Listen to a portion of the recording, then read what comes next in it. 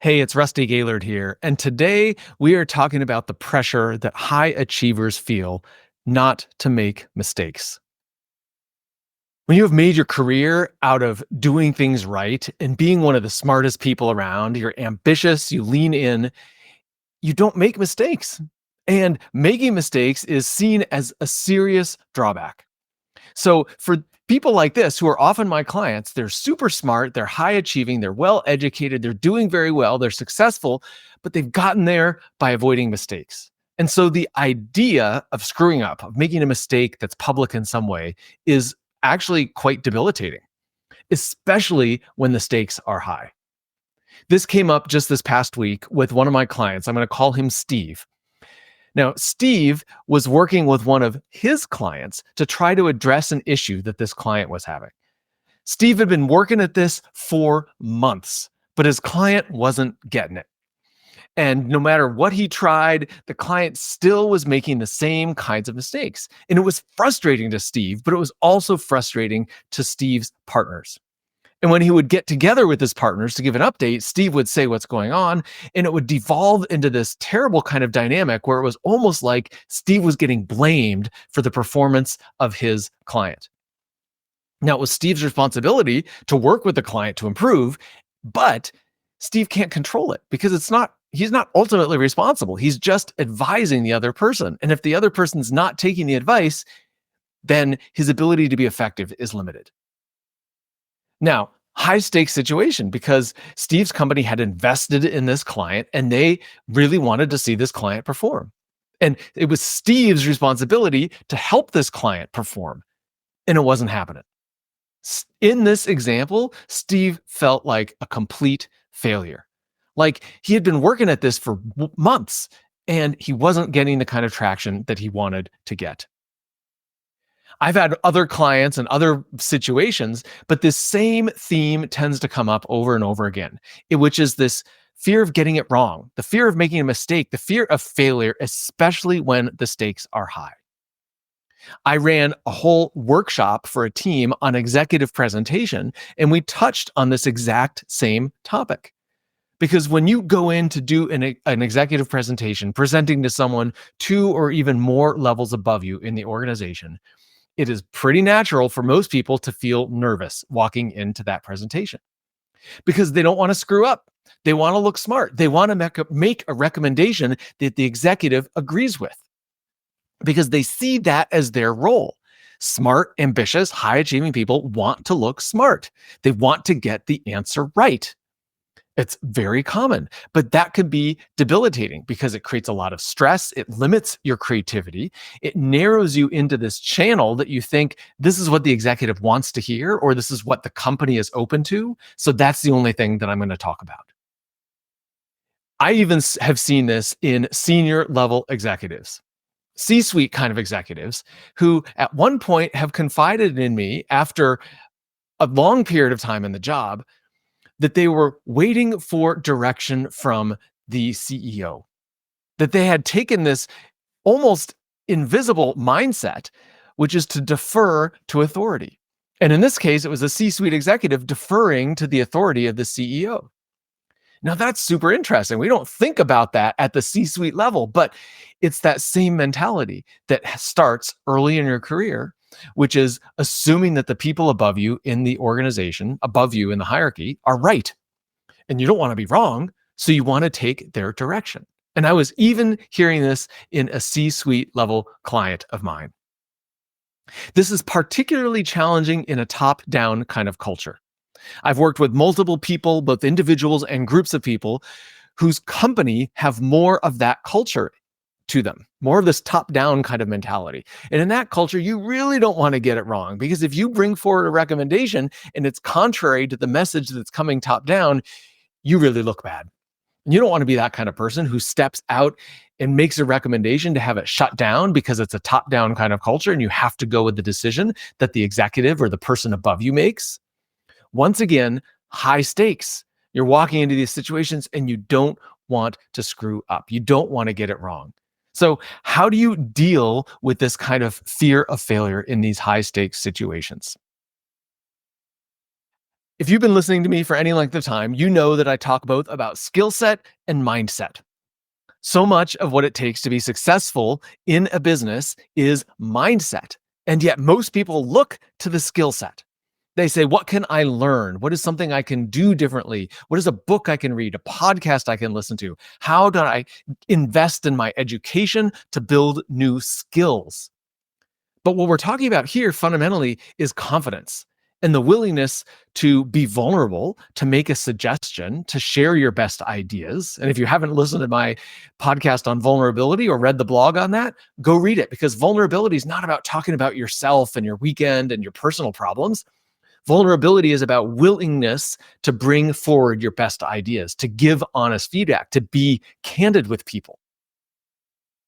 And it's that kind of vulnerability that we're talking about here. Are you willing to be vulnerable? Do you have the confidence to make recommendations? Those are mindset kind of issues, not skill set kind of issues.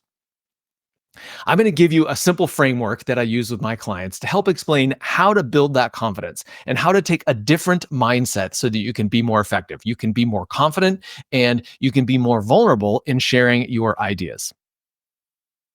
It's This framework is what I call the results formula, and it's also very easy to reference as the BEAR, because that's an acronym, BEAR, and it goes beliefs, emotions, actions, results. We're gonna go backwards through that framework. Results. That's all the results that you're creating at your work. It's not just the individual projects you deliver, but it's your effectiveness in influencing people, making recommendations, giving feedback. It's all the results you achieve at work, which of course translates into promotions and compensation and so on, but it also translates into your impact and your leadership ability and your ability to engage a team. Those are your results. The letter right before that in BEAR is A for actions. I think most of you would agree the actions you take drive your results. Pretty straightforward. The B and the E is where things get interesting. B is beliefs, E is emotions. So the question is, how much do your emotions influence your actions? Now, picture this scenario. You're about to walk into an executive presentation to pitch a new idea. You've been working on this for months, and you've got one shot to pitch this to an executive and be successful. This is not someone you know very well. You don't have a good relationship with this person, and you're walking in to make this pitch. Now, if you picture yourself in that situation, most people are going to feel somewhat nervous. And when you feel somewhat nervous, you're going to want to fall back on what you've prepared, on your script, on your preparation, how you're going to open this, what you're going to say, and so on. But you're also going to be less likely to be relaxed and easygoing and personable in a way that you might be in a different setting. Contrast that to walking in to your best friend's birthday party, where you know everybody. It's a very warm and welcoming situation. You're happy to be there. You're excited to be there to celebrate your best friend. How are you going to act in those two different situations just when you walk in the room? You walk into the birthday party, you're going to be relaxed. You're going to greet people. You're going to be joking, smiling, embracing perhaps. And you walk in to this business meeting where you're making this pitch. And how are you going to be acting? You're probably going to be a little bit more stiff, a little bit more reserved. You might go up and shake a hand, but it's going to be a little bit more awkward. Now, that is your emotion driving your actions. So if you can accept that premise that your emotions drive your actions, and the emotions have a lot to do with the situation that you're in, the next step before that is your beliefs. And this is what you believe to be true about yourself and that situation that drives the emotions. So I set up in this story of walking in to pitch the boss that this is your one shot. You don't know the person very well, and you've got to perform. You've got to look good. Those are all beliefs that you hold. And those beliefs certainly impact the feelings you have about it, feeling nervous and perhaps uptight. And that's going to impact your actions, which we all know will impact your results. So I'm sharing all of this because this BEAR model, beliefs, emotions, actions, results, is a very simple thing to remember.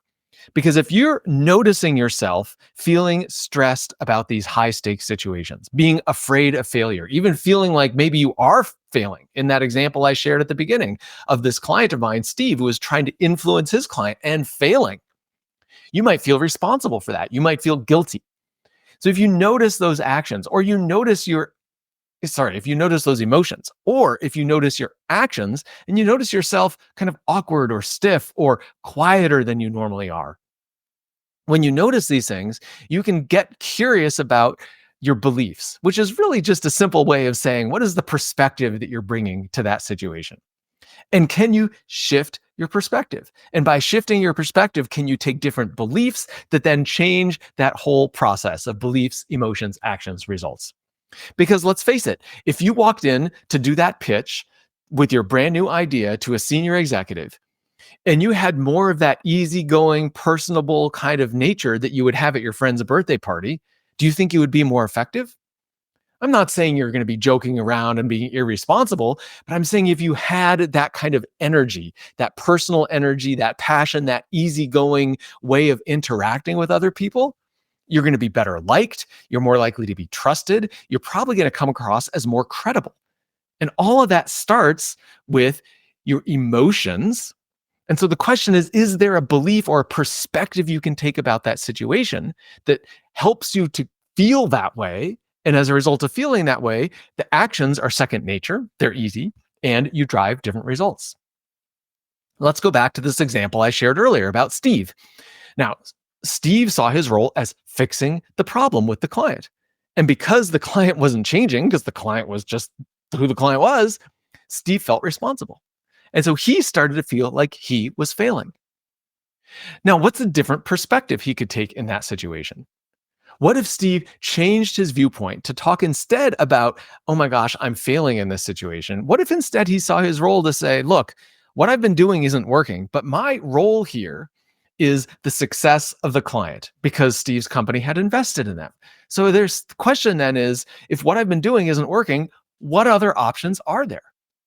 Do we just accept the way this client is and say that is what it is? Do we, despite having invested in this company and this client, do we say, I'm out, I'm not going to work with them anymore, and it is what it is? Either we win or we lose on the investment?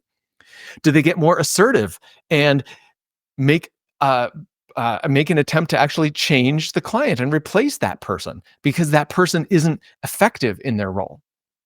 If Steve shifts his perspective and instead of saying, I've got to fix the client, he elevates and looks instead at the bigger picture problem. Now, there are many different possibilities. But that is a change in perspective. Instead of saying my role is to fix this problem, the small problem, what if instead Steve's perspective is what is the bigger problem? What is the bigger objective we share here as a business? And how do I guide that bigger objective rather than solving this small individual problem? The same thing can be applied for someone going in to an executive meeting. If you're going into an executive meeting, oftentimes people's mindset going into those meetings is, I want to look smart. I want to get approval. I want my idea to be validated. And we get the green mark, we get the check mark from the executive so we can move forward. Great. But that's going to cause some stress because now we get identified with the solution that we're bringing in. And what if that solution isn't accepted or it's not exactly right on? And then we start to feel nervous about it because, oh my gosh, I'm equating myself with the idea that I'm bringing in. And if the idea isn't accepted, that means I'm not accepted. And maybe I'm not as smart as I need to be and my performance isn't good. We go down this whole rabbit hole. Those emotions drive our actions and the actions drive our results. What if instead you walk into that meeting with the mindset of my role here is to help the business get to the best decision? Whether that's my idea or someone else's idea, doesn't matter. If the executive goes off on a tangent in a different direction, my role is to bring that person back so that we can make a decision about this problem that's in front of us that we're wanting to address today. So it's not even about my idea, but it's about bringing an idea forward so that we can harness the best ideas in the room. And my role is to make sure that happens and we stay on track so that we come out with a decision that is the best decision for the company. That's a totally different perspective than going in saying, I've got to get my idea approved. So this model is very simple, but that doesn't mean it's easy. So I'm going to give you, first of all, the clues to look for of when you want to apply this model, and second of all, how to apply it. So first of all, the clues. The clues of when to apply this model are noticing your emotions. That is the best clue. So if you're feeling nervous, if you're feeling stressed, if you're not feeling confident, if you're wondering, oh my gosh, is this going to go well? Maybe you even feel like you're failing. It's a high stakes situation, or it feels like a high stakes situation, and you're on the line. That is the perfect opportunity. That is the when. Those are the clues, either this about both the situation and about your response to the situation, your feelings about it. Those are the clues when it can be useful to shift your perspective. Then, how do you shift your perspective? That's back to this. Is there a different way of thinking about your role in the situation? Can you expand the scope of the problem set? So instead of saying, I've got to, like Steve's example, I've got to fix this client, the client's the problem. Instead, the question is, how do we make this company successful that the client is a part of? And there's many different ways to do that. And think about your role as guiding the team to a decision. Your role is not tied to that recommendation and whether or not it's accepted. Your role is to get to the best decision for the company and to be the one driving that. And if you think about it from that perspective, shifting your perspective, elevating the nature of the decision, changing your perspective on your role. So it's not about being right, but it's about being a good guide so that the team as a whole gets to the best answer. Those are two ways that you can shift your perspective to become much more effective. So what do you do in this very common situation? You pay attention to what the clues are. When does this feel like a high stakes situation? And when are you feeling nervous about it? And then you shift your perspective. This is one of the mindset approaches that I use. Now, of course, if you listen to me regularly, you follow me, you know I talk about skill set as well as mindset. But this one is squarely in the mindset area, but it is super powerful. Because think about the most effective leaders. They're the ones who seem natural, who come across well, who seem easygoing and approachable, who stay calm in the midst of a difficult time. That much of that is driven by your mindset, by your perspective, by your assumptions and beliefs about what your role is and what the situation is. So use this very simple tool to shift that and see how it can impact your success in business. Thanks for listening to Do Something Different. Make sure to subscribe, like, comment, and share with your friends. You can also find us on your favorite podcast platform. If you want additional content beyond what's on the podcast, make sure to follow me on LinkedIn and at my website, rustygaylord.com.